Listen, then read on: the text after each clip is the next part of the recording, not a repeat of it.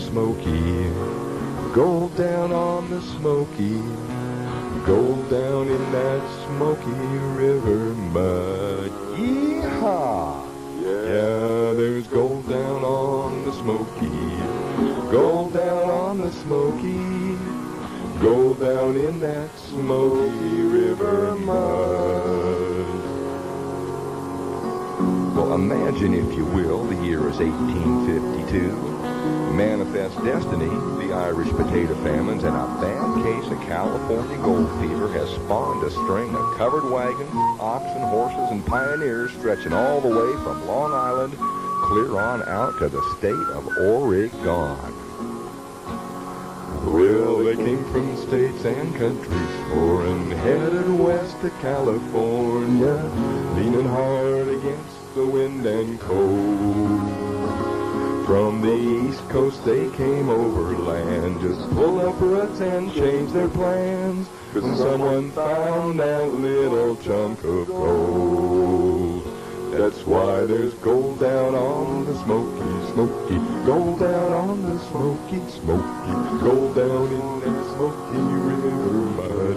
Yeehaw!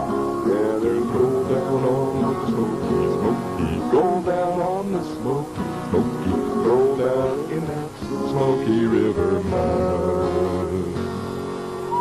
Well, in the middle of it all, sprung up right alongside a well-used branch of the Santa Fe Trail, nestled in an oxbow on a northbound bend of the old Smoky River, was the sleepy little village of Lindsborg, Kansas.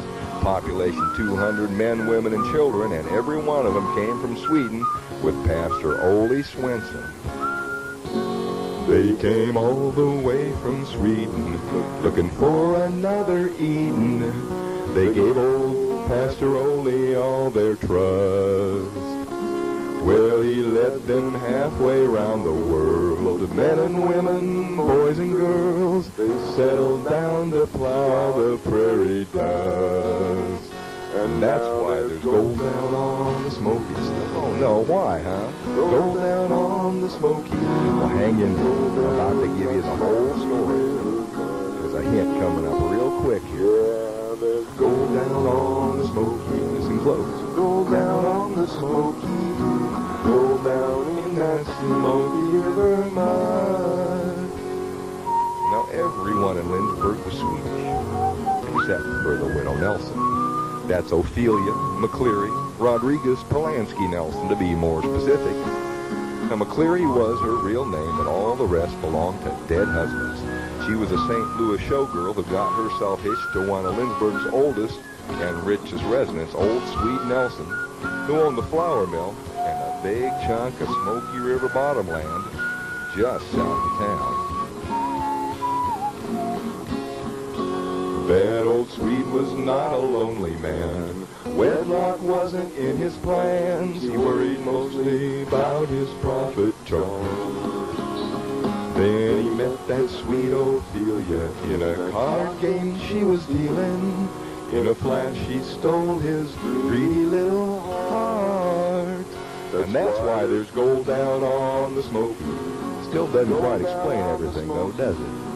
Gotta keep listening, there's a lot more story left here.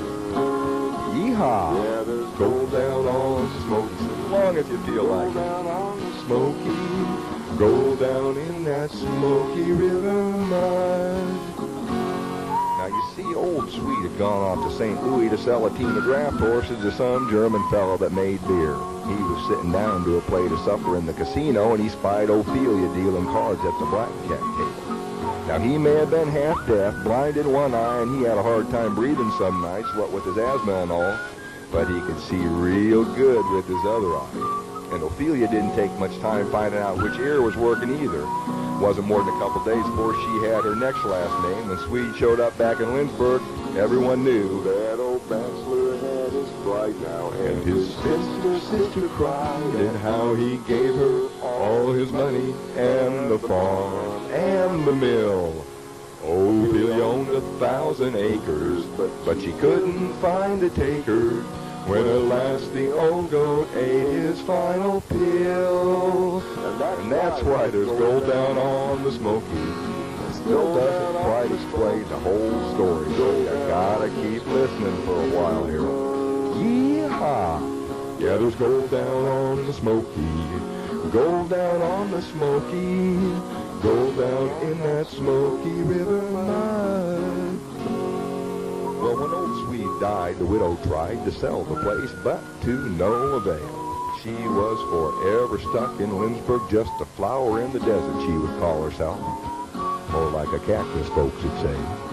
Anyway, one day she spied some 49ers trying out their panning gear on the muddy banks of the old Smoky River, but to no avail. Well, they say she lit up like a jack-o'-lantern with her big idea.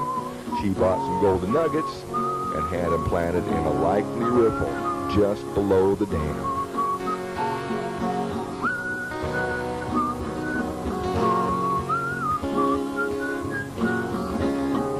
Well, she planted golden slivers in the muddy Smoky River, then whispered secrets to some mountain man. In a rush they tried their luck at digging mud up by the bucket and pouring it into their eager pans. And that's why there's gold down on the Smoky. Now you're getting the picture. Ophelia did the whole thing just to sell some of that bottom land. Yeah, there's gold down on the Smoky, gold down on the Smoky, gold down in that Smoky River mud. Well, about that time, just outside of town, there's this big rendezvous where trappers, Indians, buffalo hunters, and mountain men all came down from the hills for a big powwow. The widow gets the proper rumor started, and it isn't long before half that camp is panning through the sand and mud of the old Smoky River. Well, they came from places we don't know, just looking for a little gold. It didn't matter if that creek was dry. There were gamblers, tramps, and rovers, snake oil sellers, cattle drovers, the kind that just can't look you in the eye. That's why there's gold down on the Smoky, gold down on the Smoky, gold down in that Smoky River mud. Yee-haw! There's gold down on the Smoky, gold down on the Smoky, gold down in that Smoky River mud. Well, those diggers sifted every square inch of that river mud. They'd have found a horse hair if they'd have been looking for it. No, I said a horse hair. When one of those gullible prospectors finally panned up the planted gold, pandemonium broke out all along the river, and it didn't take long for word to get back up the Pony Express Trail. All the way to St. Joe, wild riders hooped and hollered as they passed that false and fateful rumor to 1,000 eager pioneers. It wasn't long before every inch of the widow's river bottom was leased out to someone with a pan.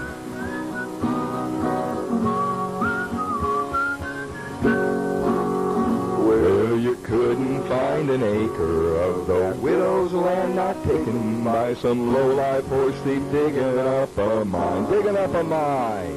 Yes, they filled their empty pans with that old mother lode of Kansas.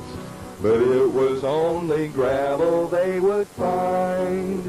And that's why there's no gold down on the Smoky. Ain't no gold down on the Smoky. Gold down in that Smoky River. Ain't no gold down in the Smoky. Ain't no gold down on the Smoky. Gold down on the Smoky. Gold down in that Smoky River mud.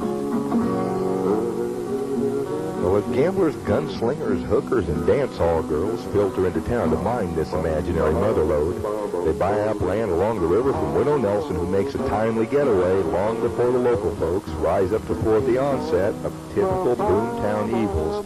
And all because a lonely widow started the unlikely rumor that, yeah, there's gold down on the Smoky. But I think she was storying to you. Gold down in that Smoky River mud. Yee-haw! Yeah, there's gold down on the Smoky.